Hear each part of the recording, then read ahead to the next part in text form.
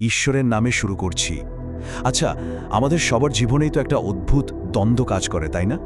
এমন এক অনুভূতি যা আমাদের খুব চেনা, কিন্তু যার সমাধান আমরা অনেক সময় খুঁজে পাই না। চলুন আজ এই বিষয়টা নিয়েই একটু গভীরভাবে কথা বলা যাক।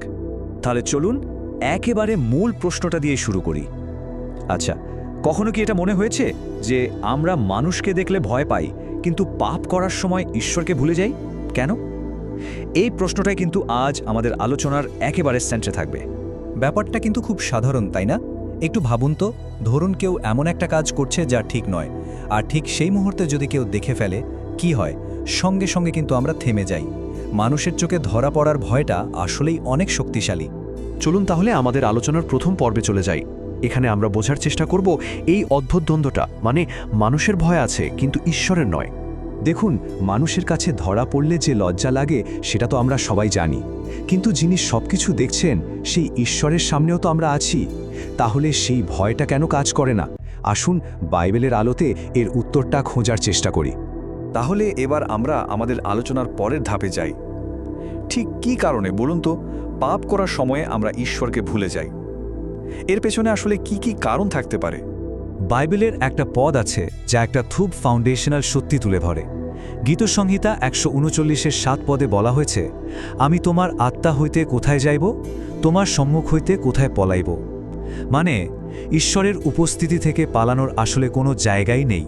তিনি সব জায়গায় সবসময় আছেন, তার দৃষ্টি থেকে কিছুই লুকানো যায় না। তাহলে প্রশ্নটা হলো, এই চরম সত্যিটা জানার পরেও আমরা কেন ভুলে যাই? এর পেছনে আসলে দুটো মূল কারণ আছে।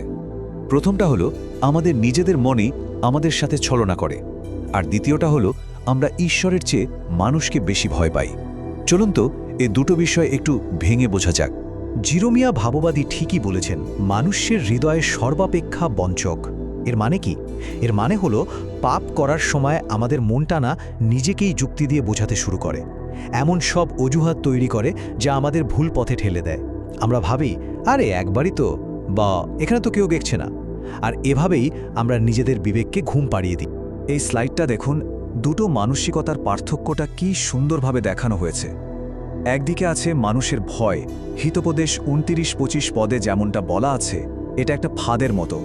আমরা খালি ভাবি লোকে কি ভাববে। আর অন্যদিকে আছে প্রভুর ওপর ভরসা, যা আমাদের নিরাপত্তা দেয়। তখন আমাদের মাথায় থাকে ঈশ্বর কি ভাবছেন। একটা আমাদের চিন্তায় ফেলে দেয়, আর অন্যটা আমাদের মনের শান্তি এনে দেয়। চলুন এবার একটা বাস্তব উদাহরণের দিকে তাকাই। বাইবেলের একটা খুব শক্তিশালী গল্প আছে যা আজকের আলোচনার জন্য এক কথায় অসাধারণ একটা শিক্ষা। একটু কল্পনা করার চেষ্টা করুন তো, জোসেফ এক ভয়ঙ্কর প্রলোভনের সামনে দাঁড়িয়ে, আর তিনি সেখানে একদম একা। তাকে দেখার মতো কোনো মানুষ আশপাশে নেই। মানে পরিস্থিতিটা পাপ করার জন্য একেবারে তৈরি ছিল। কিন্তু ঠিক সেই মুহূর্তে জোসেফের মুখ দিয়ে যে কথাটা বেরিয়ে এসেছিল সেটা ছিল অসাধারণ। তিনি বললেন, তবে আমি কেমনই এই মহৎ দুষ্কর্ম করিয়া ঈশ্বরের বিরুদ্ধে পাপ করিব। এটাই ছিল সেই গল্পের সবচেয়ে গুরুত্বপূর্ণ মোড়। তাহলে এখান থেকে আমরা কি শিখলাম? জোসেফকে সেদিন কি বাঁচিয়েছিল? একটাই জিনিস, তার এই বিশ্বাস যে কোনো মানুষ না দেখলেও ঈশ্বর তাকে দেখছেন। ঈশ্বরের সর্বব্যাপী উপস্থিতি নিয়ে তার এই গভীর অনুভূতিটাই ছিল তার আসল শক্তি। বেশ, জোসেফের গল্প থেকে তো আমরা দারুণ একটা শিক্ষা পেলাম, কিন্তু এই শিক্ষাটা আমরা নিজেদের জীবনে কিভাবে কাজে লাগাতে পারি? চলুন এবার সেই দিকটা নিয়ে একটু কথা বলা যাক। দেখুন, আজকের দিনে আমাদের প্রলোভনগুলোর ধরন হয়তো একটু অন্যরকম। যেমন ধরুন, একা একা ঘরে বসে মোবাইলে এমন কিছু দেখা যা ঠিক নয়, অথবা এমন একটা ছোট্ট মিথ্যা কথা বলা যা মনে হচ্ছে কেউ ধরতেই পারবে না, কিংবা ধরুন আড়ালে আবডালে কারোর সম্মান নষ্ট করা। এই সবগুলোই কিন্তু সেই গোপন পাপের মধ্যেই পড়ে। এই রকম পরিস্থিতিতে আমাদের তিনটা সত্য খুব ভালো করে মনে রাখা দরকার। প্রথমত, ঈশ্বর দূরে কোথাও নেই, তিনি আমাদের খুব কাছে আছেন, একেবারে পাশে।